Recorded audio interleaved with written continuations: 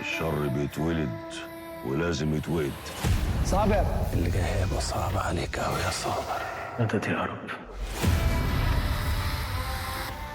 كل مخلوق وله مهمة على الأرض، أنت مستعد تدفع المقابل؟ هتفضل كده لحد امتى يا صابر؟ لحد نهايته. كانت عايزة تموتني. دي مغفلاها وغزاها دي. صابر صابر، الحقني هات يا صابر.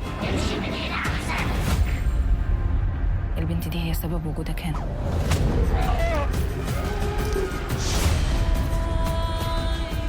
استنيك يا صابر، مفيش غيرك هيقدر. المداح أسطورة النهاية على MBC مصر. رمضان يجمعنا.